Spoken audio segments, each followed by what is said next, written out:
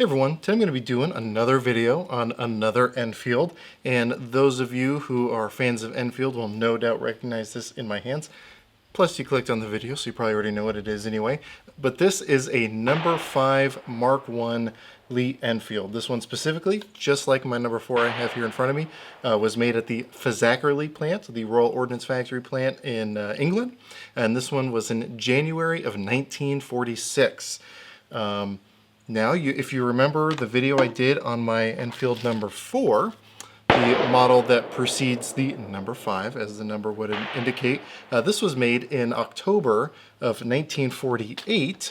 So you might be wondering, well, why was this number 5 made before the number 4 if the numbers don't line up that way? That's something we're going to be talking about later in the video. But I've been shooting this thing for quite a while. As you guys know, probably from my other Enfield videos, Enfields have really grown on me. So when the opportunity came up to pick up this guy, which is in beautiful shape, I had to jump on it. I just couldn't let it pass me up. So I'm going to be digging a little bit more into the features of these, specifically what makes it different from previous iterations of the Enfield, which may be pretty obvious here. But before I do that, let's go ahead and do some shooting with it, and then we'll jump into the details on this rifle.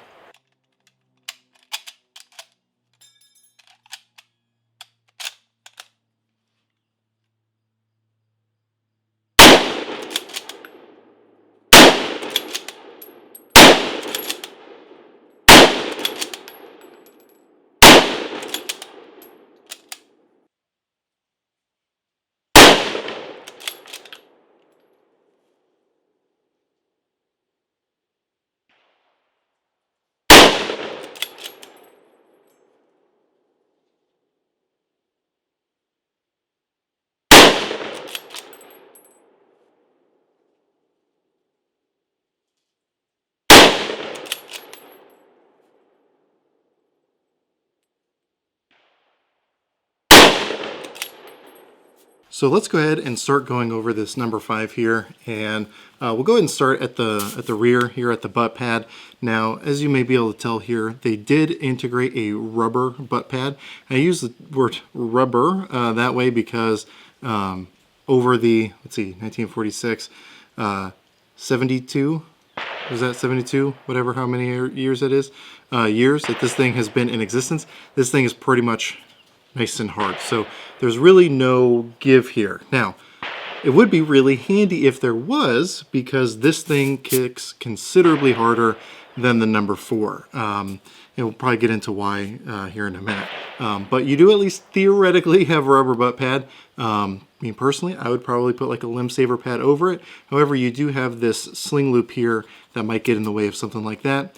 Just something to keep in mind. Moving forward, this section of the rifle is going to be almost identical to any of the other Enfield models that you've seen, with the slight difference that this one has one of these really nice, actually, click rear apertures that has ranged all the way out to 800 yards, or maybe it's meters. I don't know when the British went from yards to meters. Anyway, and it is calibrated for like the 174 grain, like mil spec ammo in 303 Brit. In case you needed to know, this is in 303 Brit. And it seems to be pretty much on if you're using the mil-spec ammo. My front sight needs to be drifted slightly to the right, but other than that, elevation-wise, it seems to be fine. I have found that with my hand loads, which are 150 grain full metal jackets with ball C2 powder, with just the combat aperture, when it's folded down, it seems to be point of aim, point of impact at 100 yards, whereas the theoretically 100 yards with this thing is hitting considerably low. So I do need to figure out what my hand load would have to be for this thing, but just putting that out there. It is really nice click adjustments. I believe in theory each click should be about 1 MOA adjustment, but you know, it's something that you should definitely find out for yourself. Get out there, train with it, and find out exactly what these graduations are going to mean for the loads you're shooting out of them, especially if you're using this for hunting or something like that. This does retain the really nice smooth bolt system that is cock on close like all the other Enfields. Very, very pleasant, very, very fast to use, and that goes well with the 10-round detachable box magazines. Now, as I've mentioned previously in other videos, they were not issued with multiple magazines. It was meant to be fed with the 5-round stripper clips, which can be hit or miss. You'll see probably footage of me using these stripper clips where it feeds really, really nicely. And then even with the same one that works really well, depending on which way I have it oriented, it not working well. And if you have one of the brand new, I think these are maybe Australian, whatever like the phosphate coated ones are, they're almost unusable. So theoretically though, with the 5-round stripper clips, once you get them tuned, they will feed this rifle. And again, a 10-round magazine is not too shabby for a bolt action battle rifle. There we go. Didn't want to lock in place. Now, while it's not too shabby for a bolt action battle rifle, it is already kind of outdated by the time these things started being designed. But again, that's something we'll talk about momentarily. From here forward is really where the changes start happening. Now, when they went from the number 4 to the number 5 right here, one of the big things they wanted to do was cut down on the weight. So the number 4 is approximately 9 pounds. It's a great, great rifle, but with the length of it, all the wood you have on it, with the thickness of like where the barrel meets the receiver and all that back here, you're looking at about a 9-pound rifle. With this one, they were able to cut it down to approximately 7 pounds. They were able to cut about 2 full pounds off these rifles, which is pretty noticeable when it comes to carrying this thing around. And one of the first things they did was cut huge chunks out of the rear of the barrel here where it mates against the receiver, again to cut weight. And then moving forward, you can see they've removed most of the wood forward of this front sling loop here, and obviously shortened down the barrel considerably.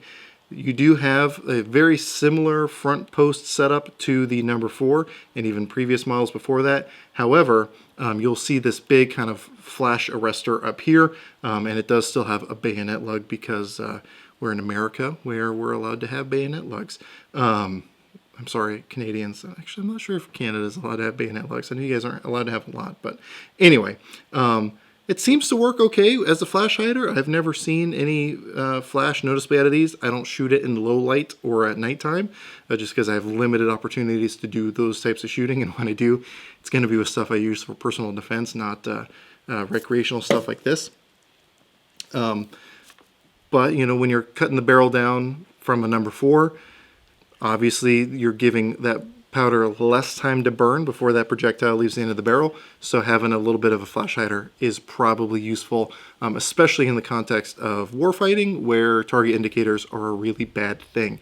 You don't want the enemy knowing where you're shooting from if you can avoid it. However, because they've cut 2 pounds off of this rifle, it again kicks significantly harder, noticeably harder, than the number 4. The number 4, in my opinion, is a very, very pleasant rifle to shoot. Now, I'm 6'2", 230-ish pounds, so the recoil is not going to be a huge deal for me, but I know a lot of smaller stature shooters out there. Are probably not going to find this to be a pleasurable experience to shoot all day long. Maybe put a couple rounds through, but that's going to be about it. Now, I know there's going to be some people saying, well, you know, just man up. You know, people were able to do it. The British, you know, military members were smaller than you are, and they were just fine with it. Hey, that's all fine and dandy. Whatever makes you happy. If you love getting your shoulder beat up, more power to you. Me personally, there are better options out there, in my opinion. And to be honest with you, that's one of the main reasons that this thing's service life was so short. These were really only actively issued to soldiers for very few years. They came right at the end of World War II. They're like, hey, the number 4 is great. We want it lighter. You know, we got troops serving in the jungle, hence why this thing got the nickname the Jungle Carbine. You know, Southeast Asia, those kind of places, we need to give them a rifle that's going to be a little shorter, a little handier, a little lighter for them to be able to hike around with. And this is what they came up with. And I don't want to say more or less immediately, but more or less immediately there were complaints with these things. One of those being the significantly harder recoil. Now, I will say that this rifle is great in almost every single way, right up until the moment you have to shoot it. And to be fair, infantry and soldiers in general spend a lot more time carrying their gun than they do shooting their gun. So, I mean, it may be nice to carry around a lighter rifle. However, once you're in a fight for your life and you're having to break contact, lay a bunch of rounds down range, it's not really going to be very pleasant to do with a rifle like this, even directly compared to the number 4, which is, again, only 2 pounds lighter, significantly more pleasurable to shoot, again, in my opinion. One of the other complaints that people had with these rifles was the wandering zero. Basically, people were complaining that they couldn't adequately zero their number 5s. It kept wandering all over the place. They kept having to chase their zero, and they could never get a good, accurate zero with their rifle. I've seen a lot of people talk about this, and I've really yet to see a number 5 that could demonstrably have a wandering zero issue. Every single one I've seen seems to work just fine, to include this one. I went ahead and did a test last time I was out here, which I intended to do this video last time I was out here. However, this nice bag of loaded ammo that I had for this test got left at home, because why wouldn't it? So what I did was using cheap Wolf ammo, the 174 grain ammo. I shot 10 rounds with a cold bore at 100 yards. Wasn't a super great group, but I just wanted to get what the general trend of that group was.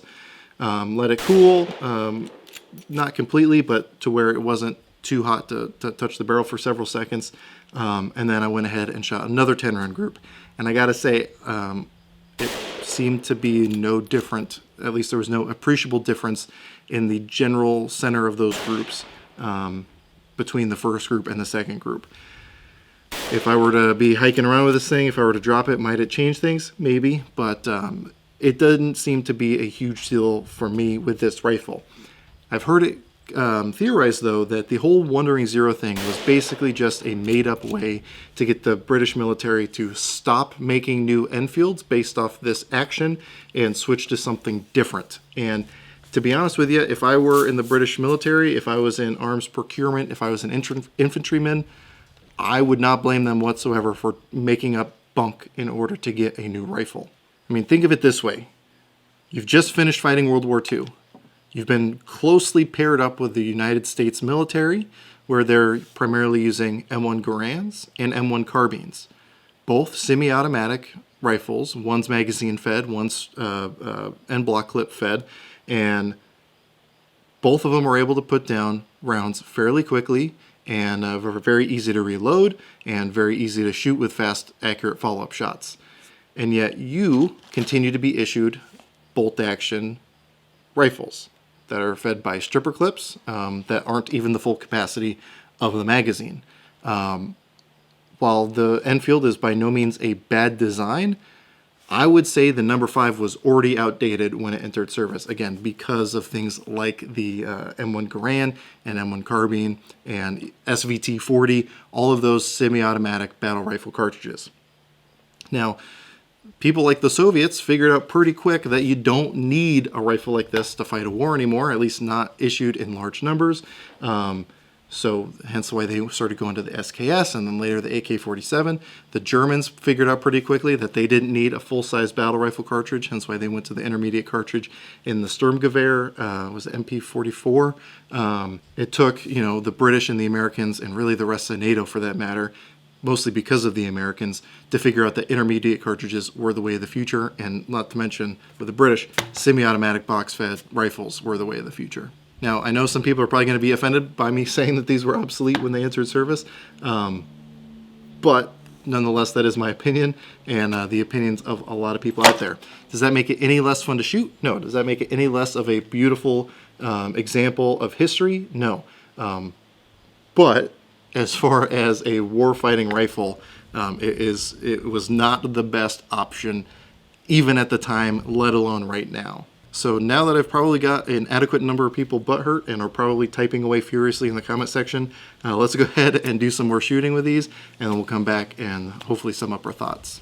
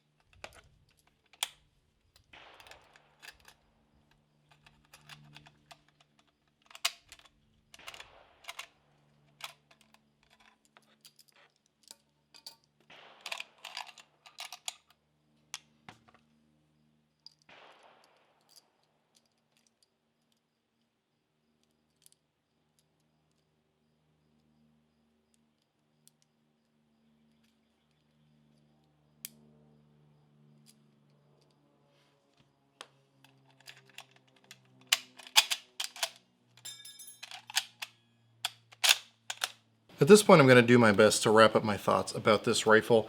Again, by no means is this a bad rifle in its own right. However, when you compare it directly to its predecessor, like the number 4 Enfield, I feel like this is inferior as a shooter.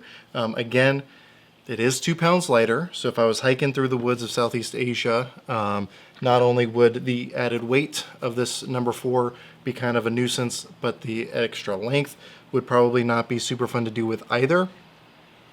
But that said, once I'm starting to defend myself, I would much rather have the steady accuracy and much more reduced recoil of a number 4 over the number 5. And I think it'd be fair to say that I'm not the only one who feels that way, considering, again, the life of these was so short-lived in the British military. Basically, they went back to the number 4 before trying out a couple other things before I think eventually landing on the FAL. I could be mistaken on that. If I'm wrong, definitely leave a comment down below as far as what the next big standard issue rifle was to the British military. So if you're looking to add an Enfield to the collection and you want it to just be a wall hanger, number 5 is a great option.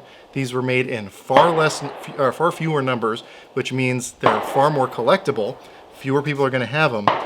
But if you want something as a shooter, something you can actually use more practically, whether it be just for recreational or for hunting or anything like that, I personally would drive you in the direction of a number 4 like this one. Again, my own personal opinion. I do really, really love the sight setup of the number 5 with that little click adjustable rear sight.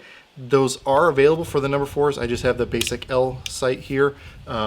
So I'll probably end up getting one of those style rear sights for this, as has been recommended to me like individuals by individuals like Rifle Chair. So if you are an Enfield fan, you want to know more about Enfields, definitely check out Rifle Chair's channel here on YouTube.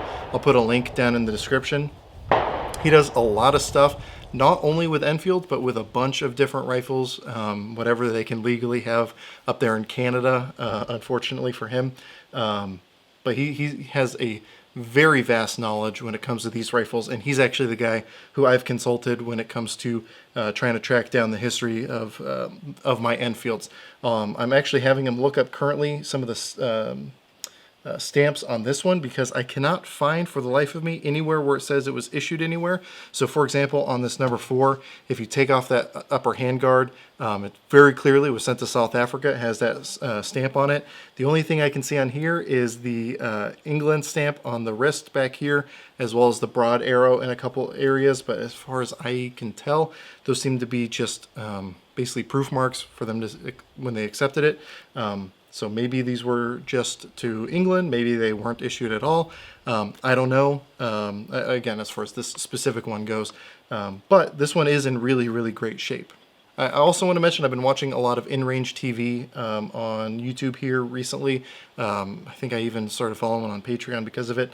But they did a really, really great video talking about how rifles like these are obsolete, especially in a modern day context. And it's all in kind of like a warfighting context. Those guys, I think, have a better leg to stand on than most people alive today, because they have done a lot of training with both bolt action guns like these, as well as a lot of modern firearms. So I feel like they can, even though I doubt they would call themselves experts, they definitely have a place of authority to speak from as far as actual experience using these in a lot of scenario-based training or competitions. I'll put a link to their video down below. They make a lot of really great points, and I agree with them. I would say on 99% of the things they say in that video. Definitely worth a look if you want to argue with me that these are not obsolete, or, and again, in my opinion, obsolete when this specific rifle at least was introduced. Now, that said, if I had been a soldier in World War II or even World War I, specifically World War I, definitely a Lee Enfield, one of the number ones. But if I had been a soldier in World War II and I couldn't have an M1 Garand, I probably would take a number 4 Lee Enfield. Again, the box magazine holds 10 rounds, which is far more than pretty much any standard issue rifle issued in large numbers to militaries. 5-round stripper clips can be pretty good. Very capable cartridge. Very, very nice iron sight setup for my eyes that I can be very, very accurate with. And, you know, worst case scenario, this would work very well as a club. So I don't want to make it sound like I hate the Lee Enfields, because I really, really do love them. I've really grown to appreciate them, especially getting this number 4. But again, in my opinion, just the number 5, while it looks great, feels great, doesn't shoot great, but in every other way is great, it would not be my first choice. And I would recommend, again, unless you're looking for a wall hanger, maybe pick up a number 4.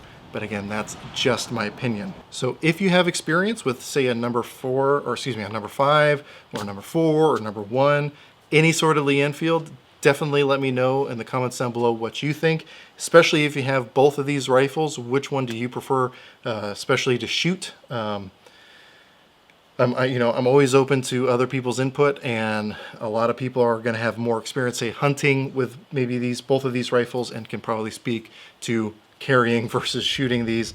And hey, even if we have people who probably won't see this video who actually, you know, served in the British military or one of the Commonwealth militaries, and you have experience carrying these, definitely let me know. Your word is, I would say, more valuable than just about anyone else's on this topic. So definitely let me know what you think. So again, if you're super into Enfield rifles, definitely a couple channels to check out would be Rifle Chair here on YouTube, and also Bloke on the Range. I support both of them on Patreon because I think they're putting out really good stuff. And I know Bloke on the Range specifically, at least, has addressed the Wandering Zero issue with these number 5s. So definitely check out those channels.